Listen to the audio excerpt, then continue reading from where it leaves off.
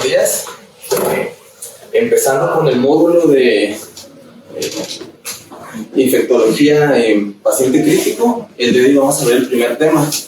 Mi nombre es Alexis Alcázar, soy residente del segundo año de terapia intensiva y el tema que vamos a ver es mecanismos de resistencia bacteriana, principios de interpretación del antibiograma.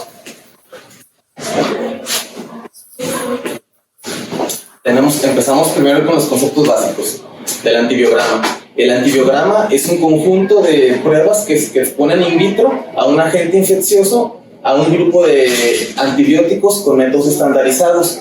Esto con el fin de predecir in vivo si el tratamiento que se le administra a un paciente va a ser exitoso. La meta del antibiograma es predecir el resultado de un tratamiento sobre una infección con cada agente antimicrobiano en particular.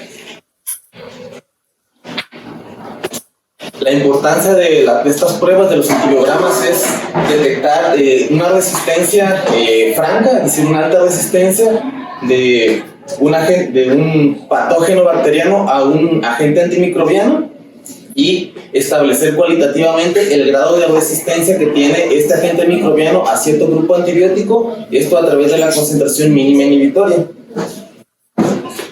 ¿Qué es la concentración mínima inhibitoria? La concentración mínima inhibitoria es la concentración más baja de un antimicrobiano que previene el desarrollo visible de un agente patógeno en un medio de cultivo tras una noche de incubación.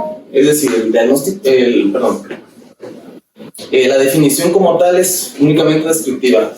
Se le pone un agente antibiótico a un patógeno y la concentración más baja que inhibe su desarrollo visible, no cuantificado de manera más estricta tras una noche de incubación, esta ya es la concentración mínima inhibitoria.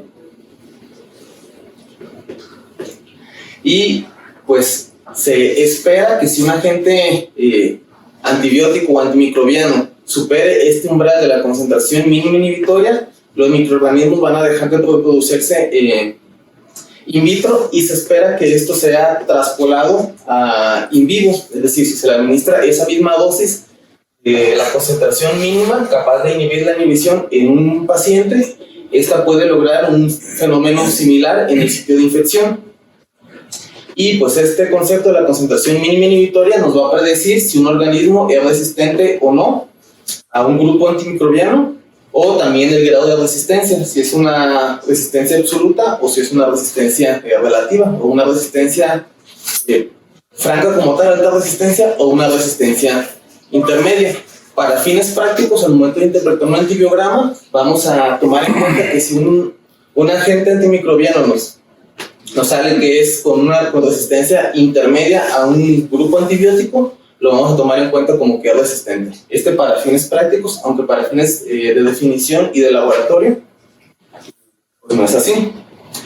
Obviamente no solamente no debemos interpretar o basar nuestro tratamiento únicamente en el antibiograma y únicamente en la concentración mínima inhibitoria y los agentes antimicrobianos que nos superan este umbral. De esto vamos a hablar más adelante, del método correcto de poder interpretar un antibiograma, porque no es tan así de, me dan una lista de todos los antibióticos, dice que es resistente a este, dice que es susceptible a este, le dejo este, porque sí.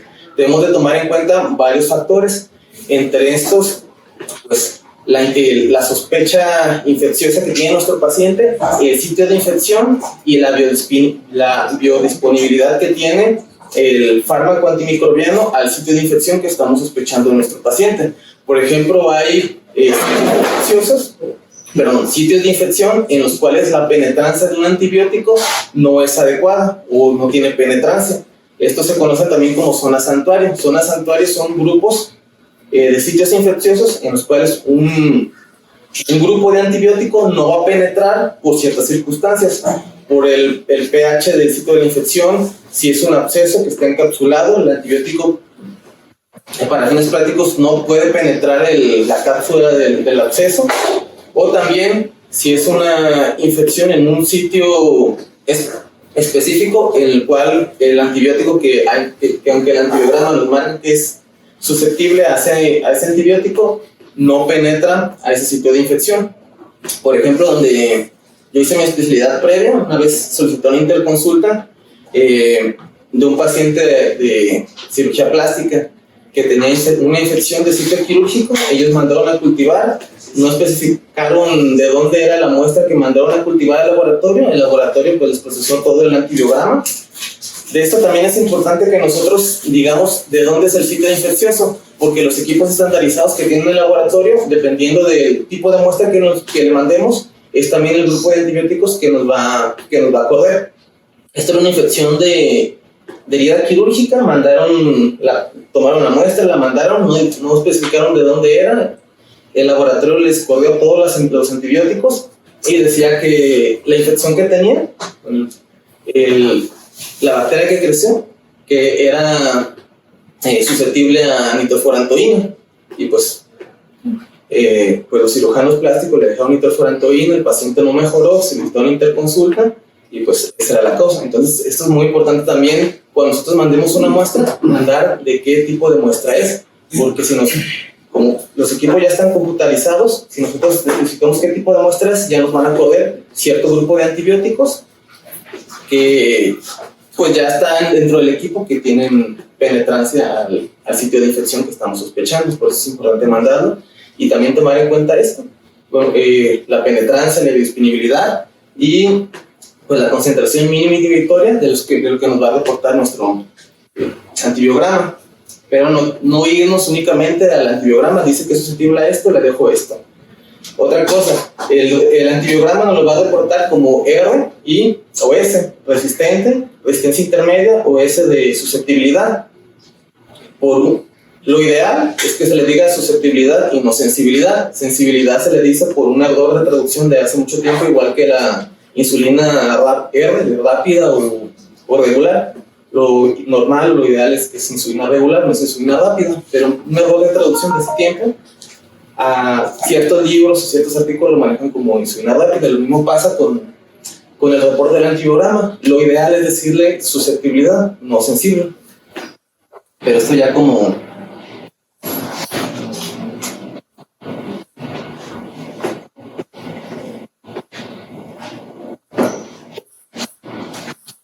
Y esto es una gráfica de lo que nosotros podemos interpretar como una concentración mínima inhibitoria. Esta es la concentración plasmática del antibiótico que nosotros estamos administrando a nuestro paciente, y el eje de las X nos marca el tiempo. Nosotros administramos un antibiótico, el antibiótico tiene una concentración plasmática, pasa un umbral, que este es el umbral de la concentración mínima inhibitoria, es el umbral en el cual se espera que haya inhibición del crecimiento bacteriano en el sitio de la infección, porque es la concentración que inhibe el crecimiento bacteriano de manera visible, que es una noche de incubación. Y entonces la concentración del antibiótico que supera esta concentración mínima inhibitoria, pues es el que nos va a definir si un microorganismo es susceptible o es resistente al grupo antimicrobiano que nosotros estamos administrando.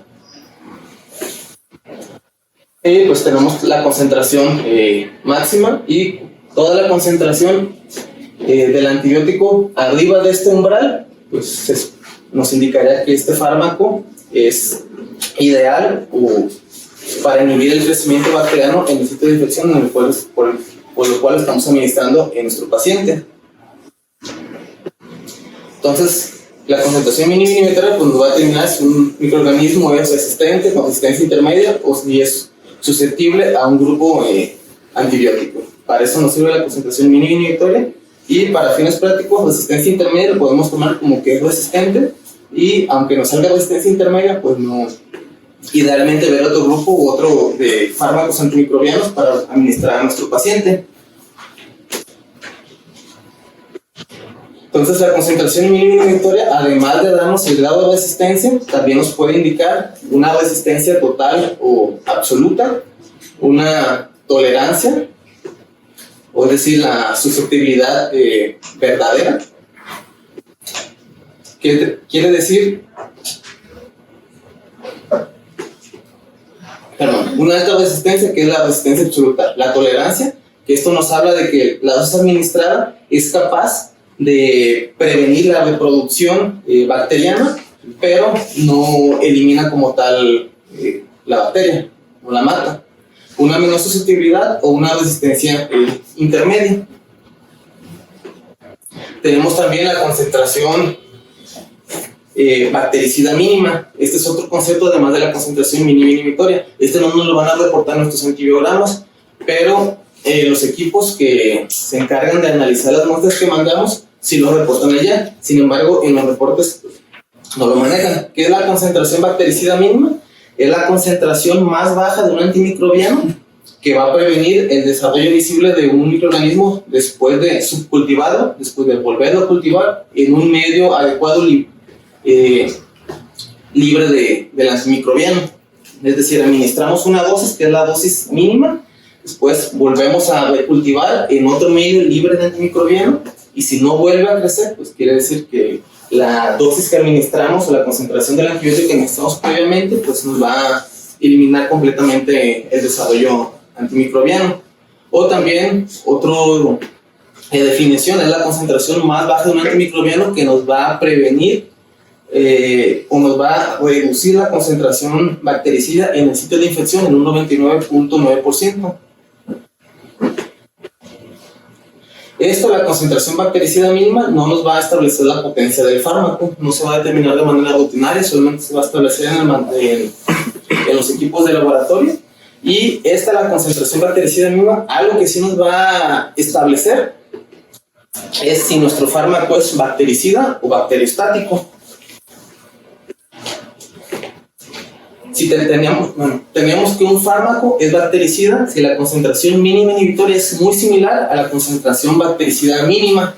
¿Por qué? Porque una concentración del antibiótico que nos va a sobrepasar la concentración mínima inhibitoria, que es una concentración o una dosis adecuada para tratar la infección en nuestro paciente, está muy cerca de la concentración bactericida mínima. Entonces, esta concentración bactericida mínima, muy cerca de la concentración mínima inhibitoria, pues nos indica que este antibiótico es bactericida.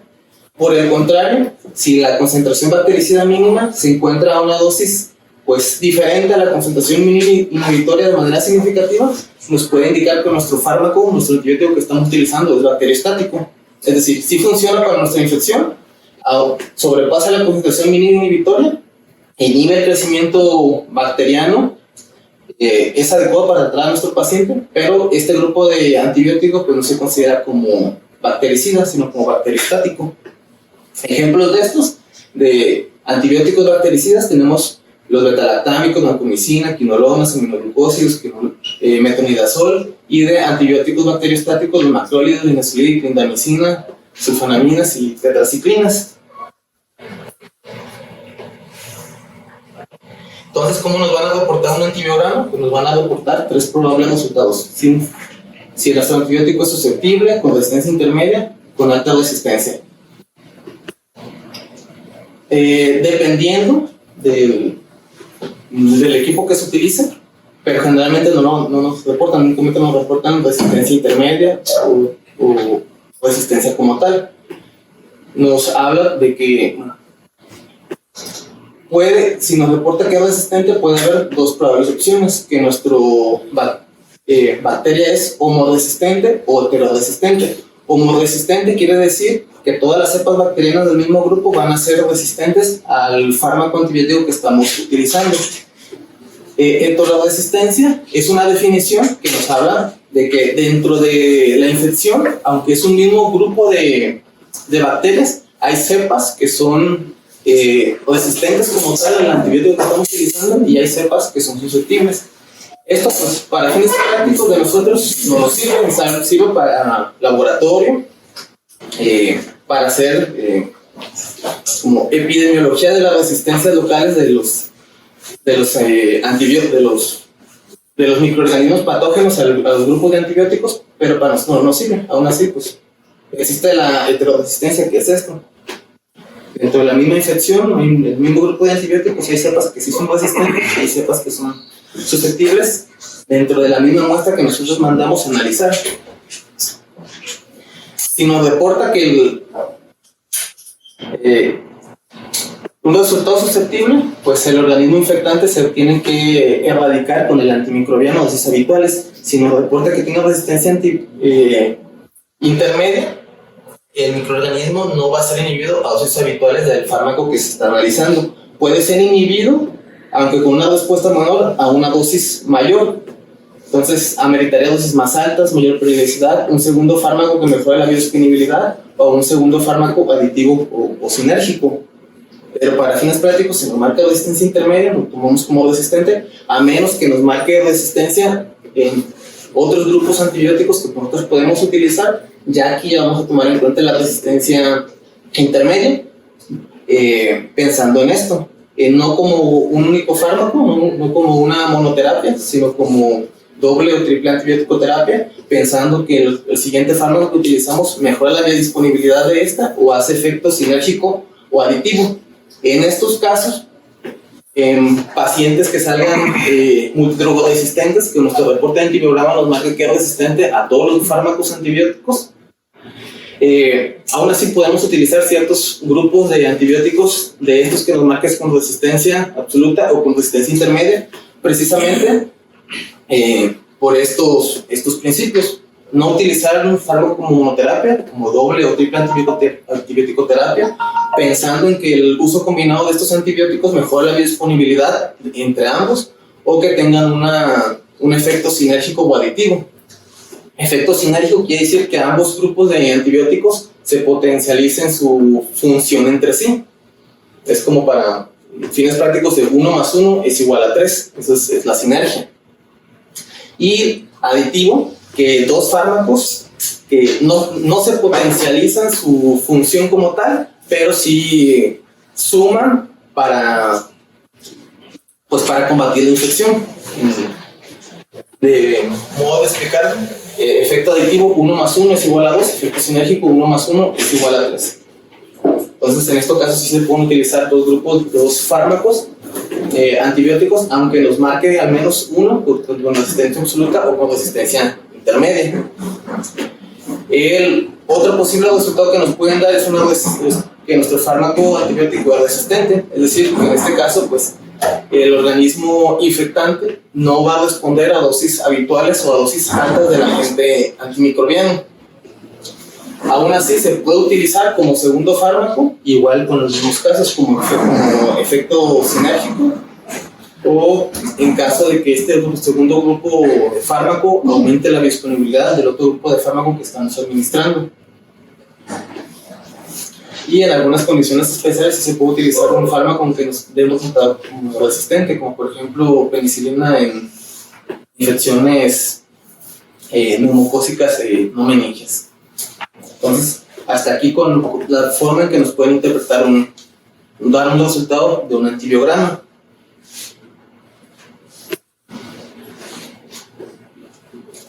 Y pues los antibióticos que nosotros vamos a utilizar, pues se van a subdividir dependiendo de la forma en la que actúan estos antibióticos y en qué sitio específico de la bacteria actúan. Para poder clasificar los antimicrobianos que nosotros utilizamos, no vamos a hacer esta clasificación en la clínica de actúa en tal unidad, actúa de esta forma, sino nosotros vamos a hacer una forma un poquito más simplificada de la clasificación de los antibióticos. Lo vamos a clasificar en antibióticos dependientes de tiempo, dependientes de concentración y antibióticos bacteriostáticos. Los antibióticos dependientes de tiempo son aquellos que van a requerir dosis más repetitivas a fin de mantener la concentración del antibiótico arriba de la concentración mínima inhibitoria. Y estos fármacos antibióticos dependientes de tiempo no tienen efecto posantibiótico. El efecto posantibiótico es el fenómeno por el cual después de administrar una dosis antibiótica a cierta concentración, después de que se administró el antibiótico, sigue teniendo cierto efecto que inhibe la reproducción bacteriana en el sitio de infección. Este es el efecto posantibiótico. Sin embargo, estos antibióticos dependientes de tiempo no van a tener este efecto antibiótico y van a requerir dosis más repetitivas a fin de mantener la concentración arriba de la concentración mínima inhibitoria. Pueden requerir dosis de impregnación o darse en infusión y pues dependen de la periodicidad. aquí un ejemplo de un fármaco antibiótico dependiente de tiempo. Si este es un fármaco que depende de tiempo y nosotros no estamos administrando la dosis con cierta periodicidad, es decir, un fármaco que requiere administrarse cada 6 horas, por ejemplo, la piperacillina con ácido tazobactam, pero nosotros administramos cada 12 horas, es decir, en un periodo de tiempo más alargado, administramos la primera dosis del antibiótico, la concentración plasmática pues se eleva, supera la concentración mínima inhibitoria, incluso puede llegar a superar la concentración bactericida mínima, pero esta concentración va a bajar después de un tiempo, va a disminuir a la concentración mínima inhibitoria, vamos a administrar la siguiente dosis y otra vez va a pasar lo mismo, pero aquí hay un lapso de tiempo en el cual la concentración antibiótica de nuestro fármaco se mantiene debajo de la concentración mínima inhibitoria. ¿Y qué hace esto? Pues aumenta el riesgo de mutaciones en las bacterias que están causando la infección en nuestro paciente. Entonces es muy importante conocer cómo se administran los antibióticos precisamente por esto, porque si nosotros lo estamos administrando de una manera adecuada, no vamos a combatir la infección como debe de ser, y aparte de eso vamos a aumentar el riesgo de que haya desarrollo de mutaciones en los agentes patógenos y más complicaciones a futuro. Y aquí, pues, ¿cómo debe de ser? Si se administra como el fármaco como es, un fármaco dependiente de tiempo, con el tiempo que se requiere, pues la concentración plasmática de nuestro antibiótico no va a disminuir la concentración mínima inhibitoria y va a llevar a cabo el efecto que nosotros queremos. Entonces, otra forma de trazar una gráfica, pues es básicamente lo mismo. Administramos una dosis del antibiótico, pasa un tiempo, pues supongamos aquí está la concentración mínima inhibitoria, disminuye a la concentración mínima inhibitoria y hasta la siguiente dosis se vuelve a elevar la concentración plasmática, pero después de un tiempo vuelve a bajar la concentración plasmática cuando no se administra de una manera adecuada. Si se administra de una manera... Este es si se administra como debe de ser, y esa es la concentración bactericida o bacteriana en el sitio de infección. Si se administra como debe de ser, vamos a ver que la concentración bacteriana en el sitio de infección va a ir disminuyendo si la administramos en el tiempo adecuado. Si no, por el contrario, nosotros prolongamos cómo se administra el antibiótico, pues vamos a tener que la concentración bactericida en el sitio de infección va a aumentar por esta prolongación al administrar la siguiente dosis del fármaco antibiótico. Pues los fármacos dependientes de tiempo ameritan dosis más frecuentes, pueden darse en infusión continua o intermitente, y las fallas se esperan por perder pocas dosis en un tratamiento, es decir, administrarlas de una manera inadecuada con dosis insuficientes, y pueden generar más mutaciones, los que ya les comenté. Efectos de fármacos dependientes de tiempo, pues, los beta-lactámicos y los glucopéptidos. Aquí como un ejemplo, es mejor dar 500 miligramos de imipenem cada 6 horas en lugar de 1 gramo cada 12 horas. Para la aplicación, pues es necesario conocer la periodicidad de cada antimicrobiano, aumentar la periodicidad si en el sitio de infección hay una pobre biodisponibilidad, usar dosis de impregnación y aumentar la dosis si el aumento de la periodicidad no es suficiente. Y fármacos dependientes de concentración. Estos fármacos tienen un efecto posantibiótico potente. El efecto posantibiótico, lo que les comenté, fenómeno con el cual después de administrar una dosis del antibiótico continúa inhibiendo la reproducción bacteriana aunque ya haya pasado cierto tiempo.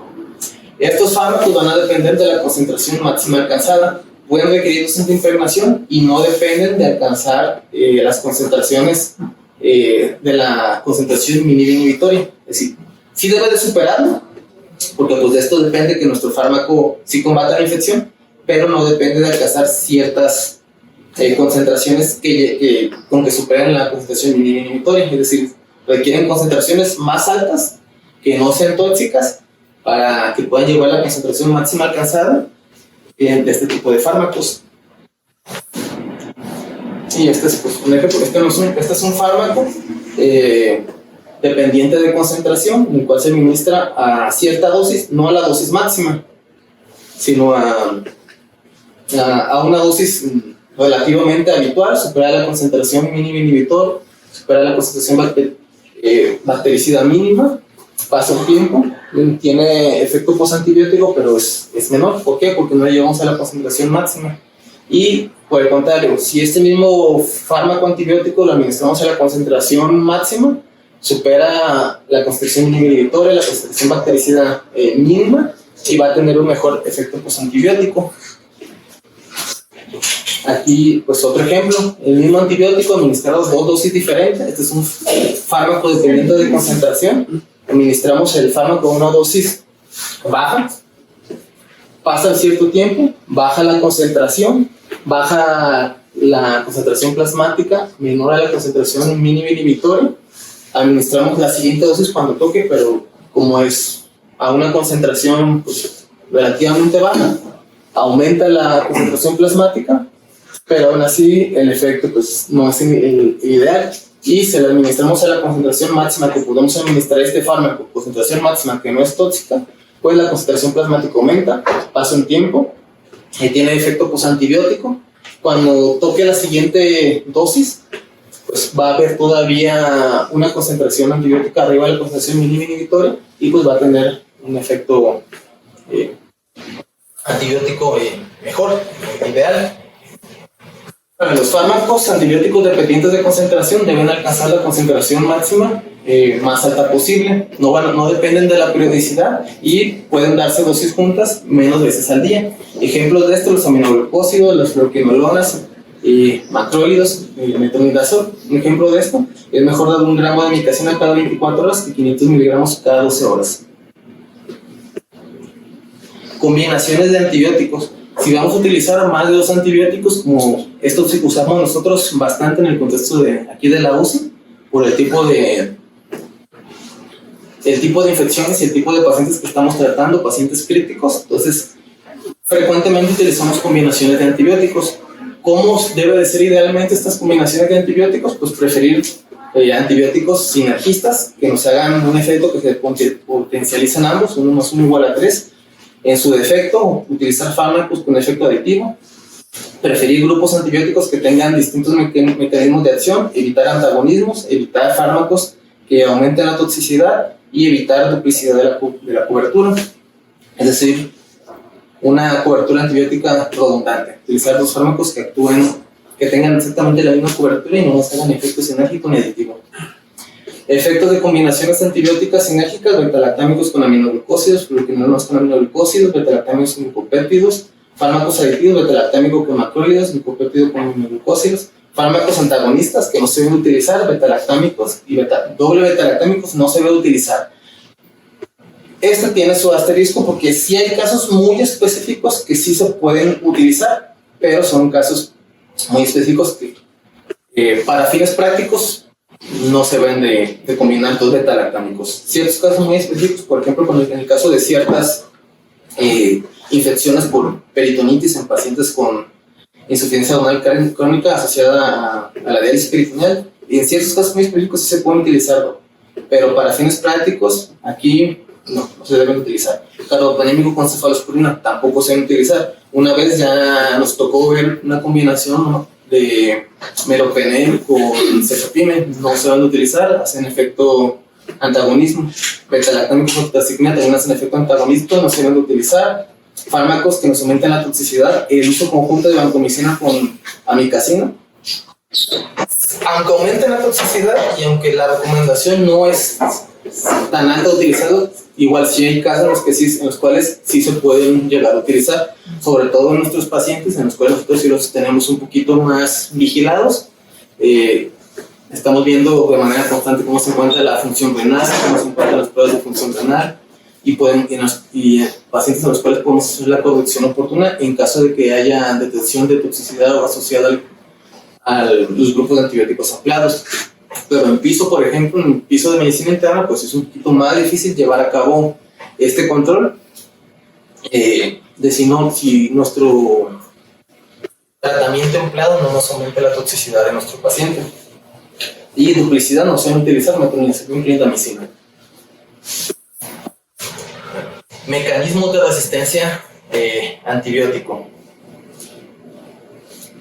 La resistencia antibiótica pues es el fenómeno por el cual aunque utilicemos un cierto fármaco antimicrobiano en un grupo en una infección, en el cual nosotros estamos sospechando cierta infección, este grupo antibiótico que estamos empleando no tiene el efecto deseado en nuestro sitio infeccioso, no inhibe el crecimiento bacteriano, no tiene el efecto bactericida en caso de fármacos bactericidas. Y pues este grupo, el EUCAS, que es el grupo europeo que evalúa la resistencia y la susceptibilidad antimicrobiana, es el que nos reporta en su página y en sus guías las resistencias intrínsecas o el riesgo de resistencia de los fármacos antimicrobianos a ciertos, de las bacterias, perdón, a ciertos fármacos antimicrobianos. Hay dos tipos de resistencia bacteriana. Está la resistencia intrínseca y la resistencia adquirida. La resistencia intrínseca pues es un grupo bacteriano que de manera constitutiva ya tiene resistencia a un grupo de fármacos por lo cual no se deben de utilizar. Y la resistencia adquirida es cuando un grupo bacteriano adquiere una resistencia a un fármaco antimicrobiano al cual de manera usual no tendría por qué tener resistencia. También aquí se hacen también en estas guías, los EUCAS, los fenotipos inusuales. Fenotipos inusuales es cuando se detecta una resistencia de un grupo bacteriano a un fármaco antibiótico, para lo cual la gran mayoría de las cepas que se han reportado no tienen esta resistencia. Y los fenotipos inusuales, cuando se llegan a detectar, en un mundo ideal tendrán que ser de reporte epidemiológico. Aquí un ejemplo claro de esto es la vancomicina, el Staph MRSA resistente a vancomicina. Este es un fenotipo inusual. Si se llegara a detectar en alguna unidad, es reporte epidemiológico, porque este es un fenotipo inusual.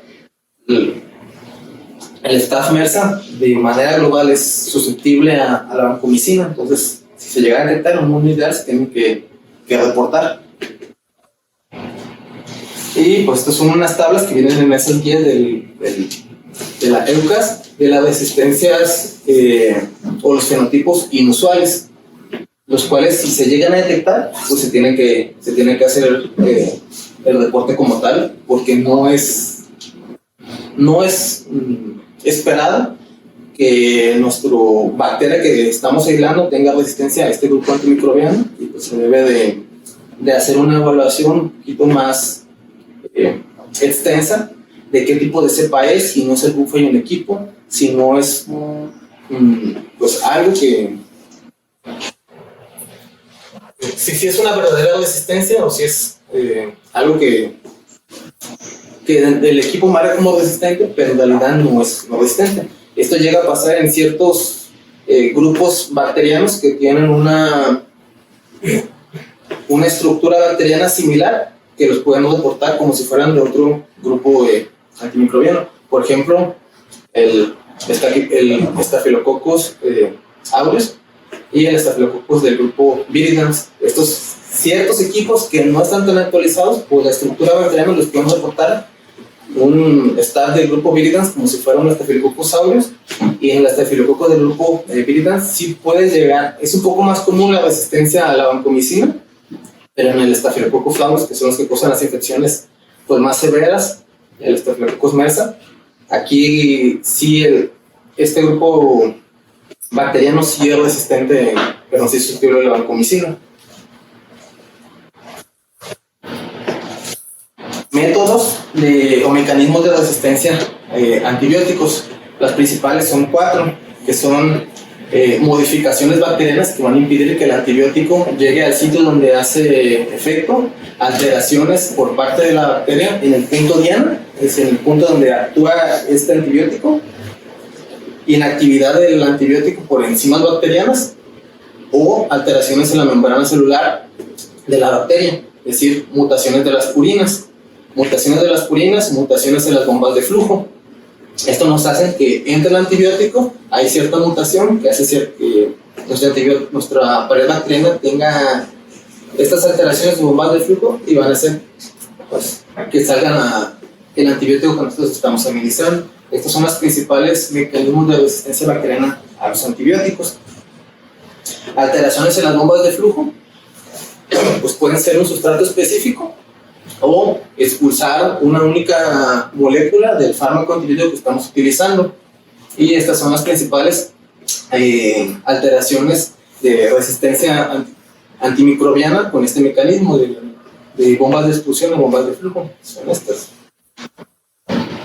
Alteraciones en el sitio de acción generan cambios estructurales en los sitios de acción de los antibióticos, por ejemplo, alteraciones en las proteínas unidoras de las penicilinas. De aquí fue lo más conocido, MRSA. La resistencia antimicrobiana tipo MRSA del Staphylococcus aureus es un tipo de resistencia antimicrobiana que altera en el sitio altera el sitio de acción donde hace efecto el fármaco antimicrobiano en la bacteria. Enzimas modificadoras de antibióticos. Estas pues las bacterias van a expresar ciertas enzimas capaces de crear cambios estructurales en el antibiótico que nosotros estamos utilizando.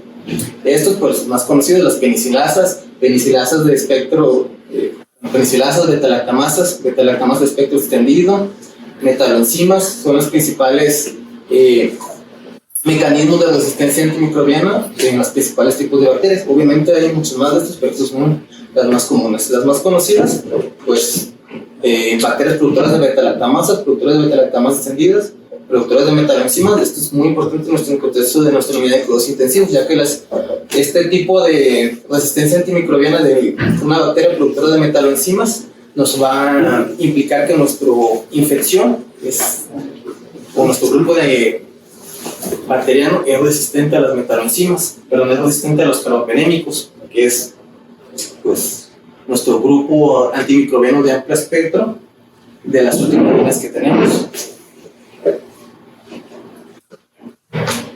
Mecanismos de resistencia adquirida, pues esto se llega a pasar cuando utilizamos un fármaco antimicrobiano de manera empírica que decide dar para nuestro paciente, o la dosis no es adecuada en caso de fármacos dependientes de periodicidad, o concentración no adecuada en caso de fármacos dependientes de concentración. Entonces nos pueden hacer que nuestra bacteria adquiera un mecanismo de resistencia antimicrobiana adquirida.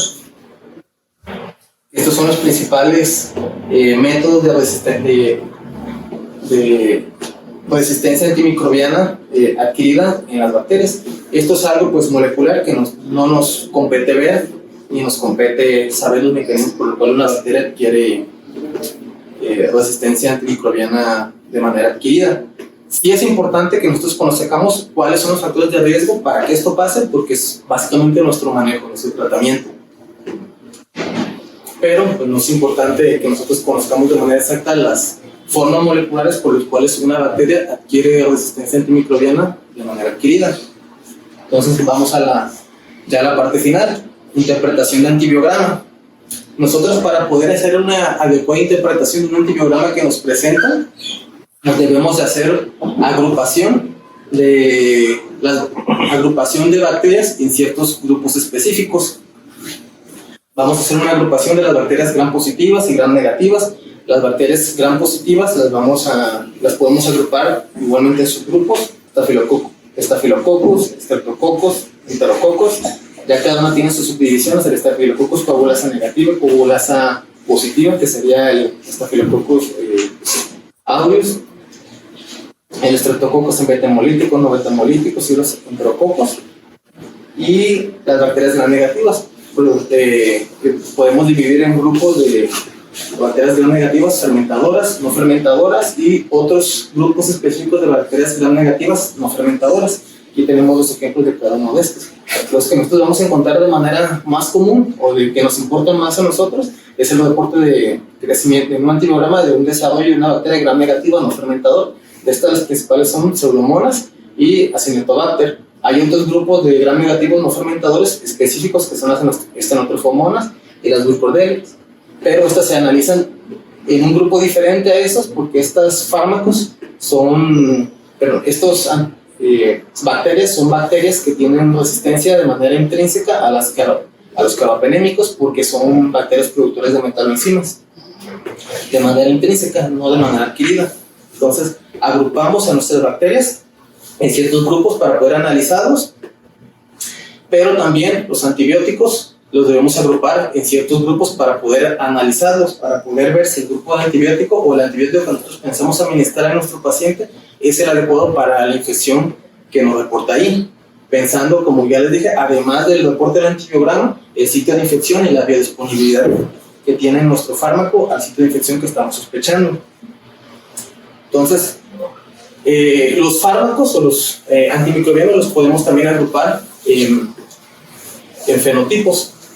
Las bacterias las vamos a agrupar en fenotipos, que son los grupos que ya les mencioné. ¿Qué es un fenotipo? Pues un fenotipo es un conjunto de individuos que comparten las mismas características visibles para poder agruparlos dentro de un grupo específico.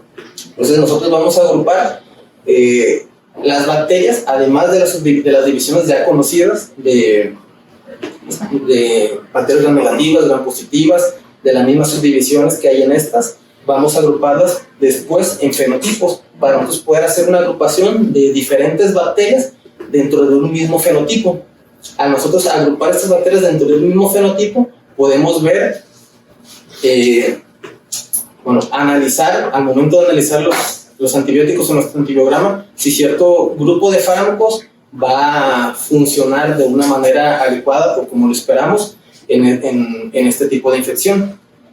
Entonces debemos hacer la identificación fenotípica de nuestro grupo bacteriano, y la utilidad de esto es para elegir el fármaco de elección para cada caso y agrupar a los organismos según su mecanismo habitual o preferente de resistencia. Para nosotros hacer esta clasificación fenotípica, pues únicamente se requiere el antibiograma, porque lo ideal, que en realidad no se hace en ningún lado, es hacer esta agrupación en cuanto al genotipo de resistencia bacteriana que tiene nuestra bacteria. Pero pues para esto se necesitan equipos pues muy especializados que no tenemos. Entonces, para poder hacer la interpretación adecuada, agrupamos a las bacterias en ciertos grupos y dependiendo del tipo de resistencia o susceptibilidad que tengan, pues hacemos una subagrupación en los fenotipos de resistencia o susceptibilidad bacteriana de nuestro grupo de bacterias. Y para nosotros poder saber dentro de qué grupo de fenotipo cae nuestra bacteria que estamos estudiando, vamos a utilizar fármacos indicadores. Fármacos indicadores, pues es un antibiótico como tal, que eso nos va a reportar en el antibiograma, que nos va a predecir el comportamiento de nuestra bacteria hacia el mismo grupo de fármacos antibióticos. Entonces aquí ya nos vamos a ir un poquito más rápidos. Vamos a hablar primero del análisis de las bacterias gram positivas que nos reportan en nuestro antibiograma. De esto, pues, el más importante es el Staphylococcus aureus. Staphylococcus aureus, nosotros podemos hacer la interpretación viendo nuestro antibiograma. Mandamos a cultivar a nuestro paciente, tiene un crecimiento de una cepa de Staphylococcus aureus, ya nos reportan ahí todo el grupo de antibióticos, nos reportan si es resistente, si es susceptible, si es resistencia intermedia. Entonces, ¿qué vamos a hacer? Vamos a irnos a cierto fármaco indicador para saber a qué fenotipo de resistencia tiene nuestra bacteria. El primer fármaco que vamos a ver es la penicilina. Lo común es que los estafilococcus sean resistentes a penicilina. Si nos puede reportar una que es susceptible, que sería muy raro, y entonces si nuestro Staphylococcus aureus es susceptible a penicilina, ya lo encasillamos como que es una infección por el Staphylococcus aureus de fenotipo clásico. Son muy poco comunes, tanto de manera hospitalaria como de manera hospitalaria. Si lo encontramos, pues hace nada más de manera anecdótica. Entonces nos vamos al segundo fármaco indicador, que es la oxacilina. Aquí es para saber si nuestro paciente es meticilino resistente o meticilino susceptible. Actualmente los equipos ya no nos reportan la susceptibilidad o la resistencia a la meticilina, ya lo que nos reportan es la resistencia y susceptibilidad a la oxacilina. Entonces vamos a este fármaco. Si nuestro Staphylococcus aureus que hayamos que es resistente a la penicilina, vamos a la oxacilina, y si es susceptible, pues ya de ahí clasificamos a nuestro paciente como que tiene una infección por Staphylococcus aureus meticilino susceptible. Fármaco que vamos a utilizar para el tratamiento de esto, cefalosporinas. Si nuestro penicilina con betalactámico con inhibidor de beta-lactamasa. Si es oxacilino resistente, entonces ya aquí ya se clasifica a nuestro paciente como un Staphylococcus aureus meticilino resistente. Entonces aquí ya nos indica que nuestra infección bacteriana por este Staphylococcus es resistente pues a los beta-lactámicos. Aquí ya no se deben utilizar las cefalosporinas ni los beta-lactámicos con el inhibidor de beta-lactamases. Entonces es meticilina resistente. Nos vamos al siguiente fármaco indicador, que es la vancomicina. Aquí, pues esto es muy importante por lo que les comenté previamente. Una resistencia del Staphylococcus aureus a la vancomicina ya nos habla de un reporte epidemiológico, un fenotipo inusual que se debe de reportar. Lo común es que sean susceptibles. Entonces, Staphylococcus aureus resistente, susceptible a vancomicina, pues se clasifica igual como un Staphylococcus MRSA, meticilino resistente. Tratamiento ideal, vancomicina o linezolida. Igual, dependiendo de la biodisponibilidad del sitio infeccioso, ya sabemos que el linezolid no penetra hacia ciertos sitios de infección, por ejemplo, el sistema nervioso central. Entonces, vancomicina y linezolid, aquí lo clasificamos dentro del mismo grupo, y ya, ¿cuál vamos a utilizar? Pues depende del sitio de infección y depende de los comórbidos que tenga nuestro paciente. Si por el contrario nos prefiere que es resistente a vancomicina, pues este es un reporte epidemiológico. Se reporta como un Staphylococcus aureus, vancomicina resistente o MRSA, y es de reporte epidemiológico. Se debe de investigar, se debe de ver si en realidad si es el Staphylococcus aureus o si es otro tipo de Staphylococcus, el cual nosotros se reportó de manera errónea. En caso, pues aquí debería determinar nuestro algoritmo. En caso de que no tengamos ninguno de estos, lo cual ya será muy raro, pues ya se analiza la susceptibilidad o la resistencia a otros grupos de fármacos. La eritromicina pues nos indica el tipo de resistencia y susceptibilidad que tiene nuestra bacteria a los macrólidos, la ciprofloxacino, las quinolonas y la amicacina a los aminoglucósidos. Si nos sale que es susceptible, pues podemos utilizar cualquier fármaco del grupo de los macrólidos. Si sale que es susceptible a ciprofloxacino, cualquier fármaco del grupo de las quinolonas. Si es amicacina, cualquier fármaco del grupo de los aminoglucósidos. La resistencia a la eritromicina pues nos indica que tiene un patrón de resistente tipo MLBS, que es un tipo de resistencia muy específico.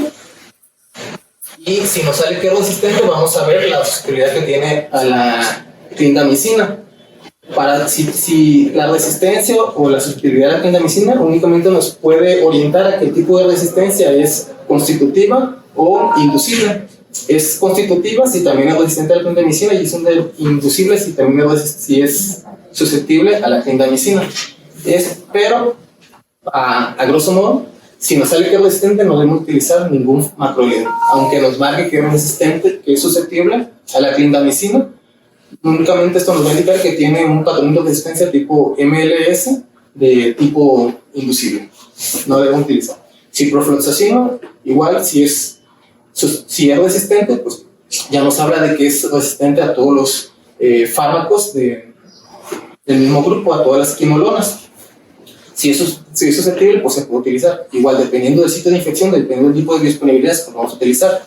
Si es, por ejemplo, una infección pulmonar, la penetrancia que tiene el ciprofloxacino es menor comparado con la que tiene el moxifloxacino y el levofloxacino, pero pues igual debemos de individualizar dependiendo del caso. Y de la amicacina, pues igual, si es resistente, ningún aminoglucósido debemos utilizar. Staphylococcus coagulasa negativo, pues este es muy similar a este, si se fijan. La única diferencia es que aquí es un poco más común encontrar la resistencia a la vancomicina. Si nos reportan un recibimiento de una Staphylococcus coagulasa negativa, que es resistente a la penicilina, amoxicilina y a la vancomicina, aquí no es de reporte epidemiológico porque no es un fenotipo inusual como en el caso de la Staphylococcus aureus. Pero el algoritmo para interpretar es lo mismo. En caso de que nos reporten un Streptococcus pyogenes, aquí la verdad muchas veces ni siquiera nos reportan el antibiograma. ¿Por qué? Porque todos los Streptococcus pyogenes son susceptibles a la penicilina. Entonces, si sale este reporte, a veces ni siquiera nos van a dar el resultado del antibiograma, únicamente nos van a dar el resultado del Streptococcus pyogenes. ¿Por qué? Porque se asume que nosotros ya sabemos, pues esto, que todos son susceptibles a penicilina. En caso de que haya alguna contraindicación para el uso de la penicilina, nosotros queramos ver La resistencia o la susceptibilidad, pues ya se tiene que ver con el laboratorio, ya no lo pueden reportar. Vemos la susceptibilidad de la electromicina. Si es susceptible, pues podemos utilizar macrólidos. Si es resistente, pues lo mismo que les mencioné previamente, debemos de ver la resistencia que tiene la clindamicina para ver si este patrón de resistencia es inducible o constitutivo. Pero igual es de manera anecdótica. Normalmente no lo van a reportar porque todos son susceptibles a la penicilina. Los estreptococos del grupo Viridans, pues es el mismo algoritmo básicamente. Vamos a penicilina, nada más que aquí en vez de irnos a la oxacilina nos vamos a la ceftriaxona. ¿Por qué? Porque se infiere que la cefalosporina de tercera generación, pues la gran mayoría tiene una cobertura adecuada por los estreptococos del grupo Viridans. En caso de que sea resistente a la ceftriaxona, pues ya nos vamos a la claritromicina, perdón, a la vancomicina. Ya analizar los otros fármacos. Pero pues aquí muchas veces cuando reporten crecimiento de estreptococos del grupo Viridans debemos de ver si nuestro paciente tiene en realidad algo de infección, porque lo más común es que se trate de contaminación. Pero si sí es un proceso infeccioso, pues analícese. Enterococos, que es otro grupo de gram positivos, también se analiza. Aquí nos saltamos la oxacilina, aquí nos vamos directamente a la ampicilina y la vancomicina para saber si es ampicilina o si es resistente o susceptible. En caso de que sea resistente, vamos a ver la susceptibilidad que tenga la vancomicina. Y en caso de que sea susceptible, pues damos vancomicina. Si es resistente, pues ya nos vamos a ver otros grupos de antibióticos específicos, aminoglucósidos. Si es susceptible a los aminoglucósidos, aquí se puede inferir como que hay un error en el reporte que nos están dando. ¿Por qué? Porque lo común es que el enterococo sea susceptible, sea resistente al aminoglucósido. Si es susceptible, es una falsa susceptibilidad que se debe de analizar. A lo mejor el reporte que nos están dando no es el adecuado y ya todo esto pues, no es un reporte adecuado. En caso de que sea resistente al aminoglucósido, que es lo común, pues ya debemos saber el manejo con otros fármacos. Y interpretación de antibiograma con crecimiento de bacterias gram negativas, que estos van a ser un poco más comunes que nosotros llegamos a encontrar aquí. Aquí lo vamos a agrupar en tres principales grupos: enterobacterias, bacterias gram negativas no fermentadoras y gram negativas no fermentadoras de grupo muy específico.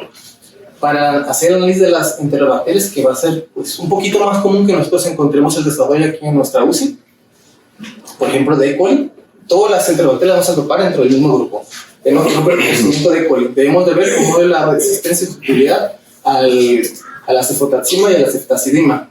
Si ambos son susceptibles, pues se considera que es un fenotipo clásico si ambos son susceptibles, vemos nada más la susceptibilidad que tenga a la piperacilina sola o a la penicilina, y si es susceptible es un fenotipo clásico, cualquier beta-lactámico. Si es cefo-resistente, cefta-susceptible, es un productor de cefotaximasa y se debe utilizar una penicilina de cuarta generación, cefepime o carbapenémico o beta-lactámico con inhibidor de beta-lactamasa. Si es al revés, cefotaxima susceptible y ceftazidima resistente, el manejo es el mismo, únicamente pues ya sabemos que nuestra cepa es productora de ceftazidimasa en lugar de cefotaximasa. En caso de que sea resistente a ambos, vamos a ver la resistencia o la susceptibilidad que tenga a la cefoxitima o al cefotetan. Si es susceptible, pues ya nos indica que nuestra cepa de enterobacteria es productora de beta-lactamasa de espectro extendido y se debe utilizar pipecinatas un beta-lactámico con un inhibidor de beta-lactamasa o un carbapenémico. Si es resistente a cefo, cefta y al siguiente fármaco indicador que es la cefoxitima o el cefotetan, debemos de ver la susceptibilidad que tenga a la piastazoactam. Si es susceptible, pues igual, es una cepa productora de GLE y el manejo es el mismo que mencioné previamente, carbapenémico, beta-lactámico, inhibidor de beta-lactamasa. Si es resistente, entonces ya nos habla de que nuestra cepa es productora de AMPC. Entonces aquí el manejo tiene que ser con carbapenémico.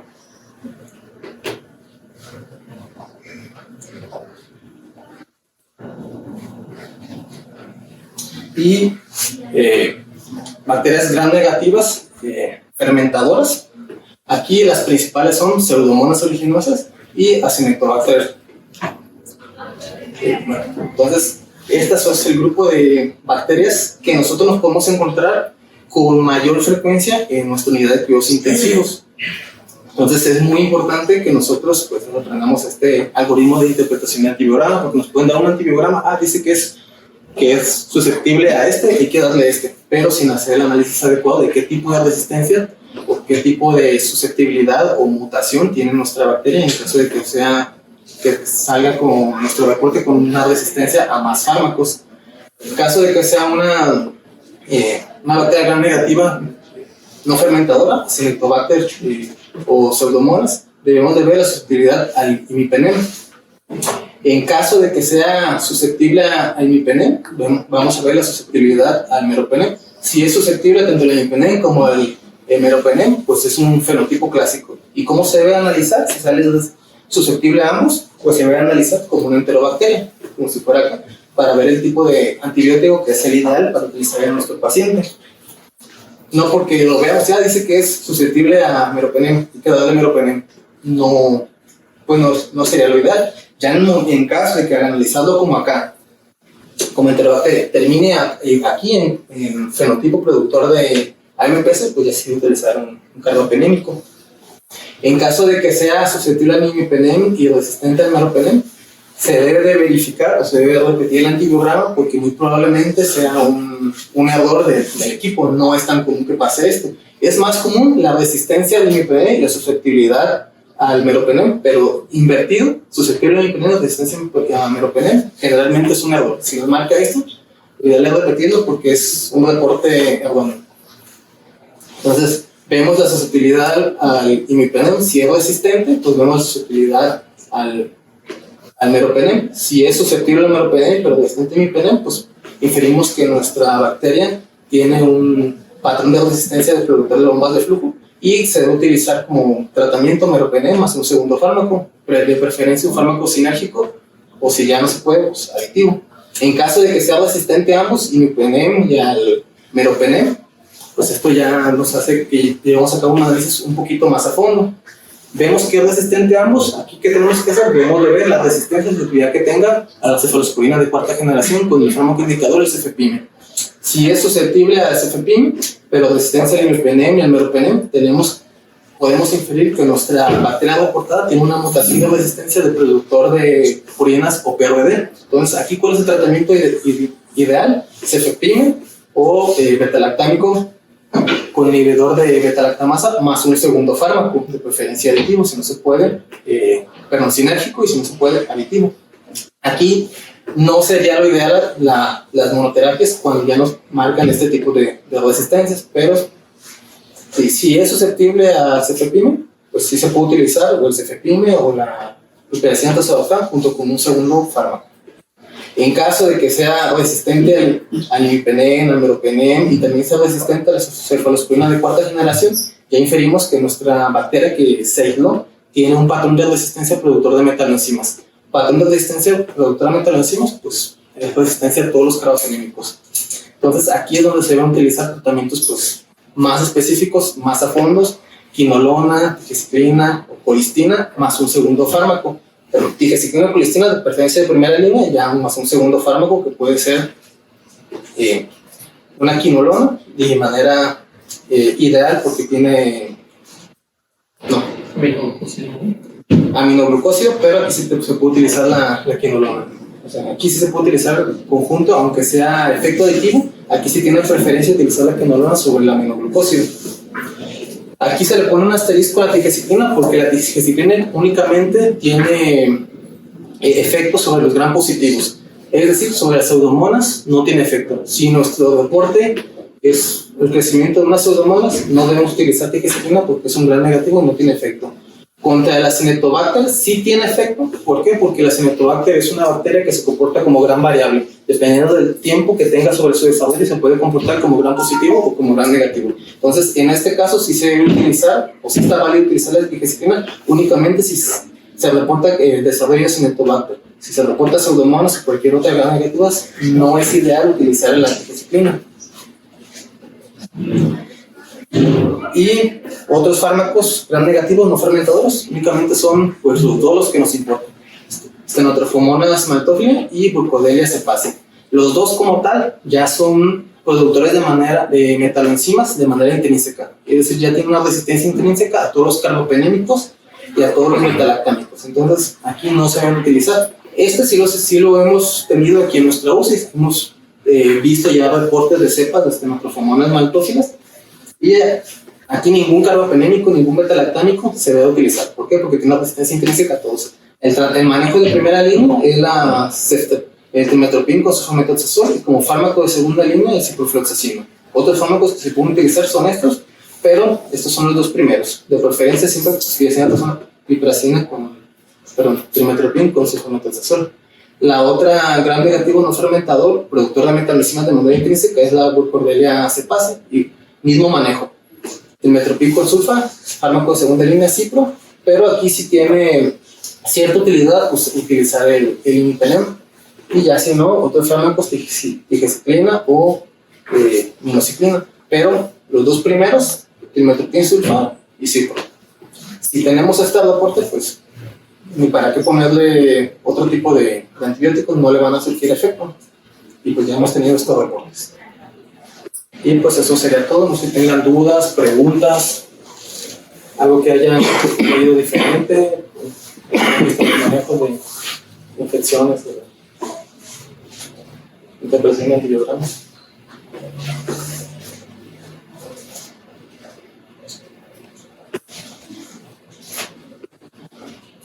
Lo ideal es hacer un análisis de los antibiogramas con los algoritmos para saber qué fármaco utilizar, porque si vemos varias personas que vemos el antibiograma, dice que es susceptible a déjale y ahí ya, y pues no es lo ideal. Si hacemos eso únicamente nosotros mismos estamos aumentando el riesgo de mutaciones en las bacterias.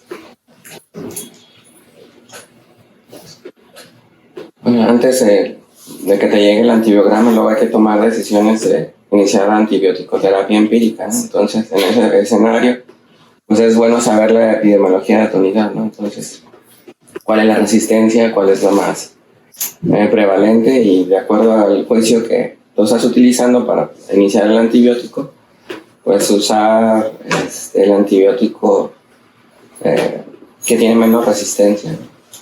De manera... Y pues habitualmente aquí en una situación de enfermedad aguda grave, que el paciente está muriéndose y luego a veces no sabemos de qué, dejamos pues un esquema antimicrobiano de muy amplio espectro que hay que reajustar de acuerdo a la susceptibilidad. Pues no es adecuado dejar el amplio espectro de manera generalizada si ya tienes tú el reporte de los cultivos y ya tienes una identificación microbiológica ya específica. Por ejemplo, a veces sale una Stenotrophomonas y tú ya le dejaste mero banco a mica y pues ninguno de esos es susceptible. Entonces tienes que reajustar, que a veces sí los pacientes pues tienen un esquema muy amplio y no mejoran, pues si tienen ese tipo de bacterias que no son frecuentes, pero si de repente aparecen, y hay que redirigir la terapia para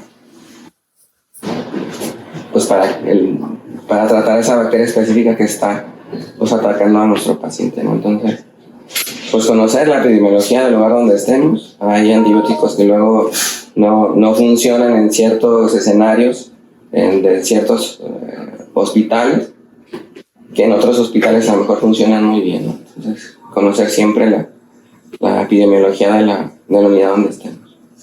Eso también es importante porque, por ejemplo, el año pasado tuvimos un docente de geriatría que él fue y preguntó por la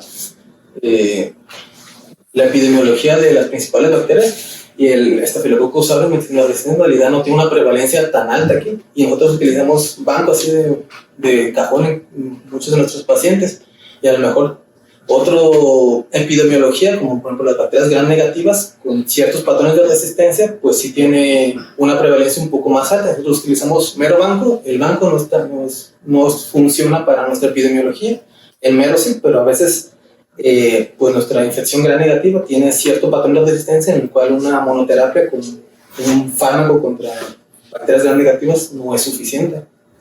Y el banco, la verdad, lo que le estamos utilizando pues, de manera un poquito más indiscriminada cuando no tenemos tanta epidemiología de estafilococcus medicina resistente. Pues yo creo que la lectura y la interpretación del antibiograma es un arte, sobre todo por la practicidad, ¿no? Hacer todos los algoritmos, ese análisis pues no es práctico, pues, o sea, tienes que sentar, tienes que desarrollar todos los algoritmos para poder definir qué antibiótico es el que le vas a dar al paciente, ¿no? Incluso es tan difícil que hay ciertos países que hay gente específicamente para hacer ese análisis y autorizarte el antibiótico. Si tú vas a dar un antibiótico, tiene que ir alguien a autorizarte ese antibiótico. Y es prácticamente el que hace todo ese análisis, ¿no? Yo creo que eso de la practicidad es lo que nos, a veces no elijamos de manera correcta el antibiótico. No he leído un artículo donde diga o que se compare el tratamiento cuando está desarrollado todo el algoritmo a como lo interpretamos nosotros. Yo creo que ahí estaría una oportunidad para ver qué tanta diferencia hay en eso, en el uso del antibiótico, pero lo que sí ha pegado mucho en la cuestión de la resistencia, porque es un discriminado de antibióticos. Y prácticamente eso que comentas, también cuando estaba haciendo mi residencia previa, el infectólogo fue lo que nos decía, ¿para qué dejan vancomicina si realmente el aislamiento de ese tipo de bacterias son muy, muy raras, ¿no? Pero pues prácticamente en todas las guías vienen establecido. Creo que es una gran oportunidad esto del FOAPROA, que nos van a ayudar mucho en la cuestión de la elección del antibiótico.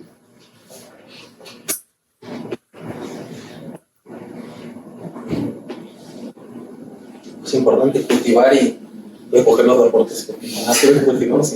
Y sobre todo que todos los que prescriban antibiótico, pues lo mínimo, todo lo que nos presentó es lo mínimo que debe saber un médico para recetar un antibiótico, pues no es posible que...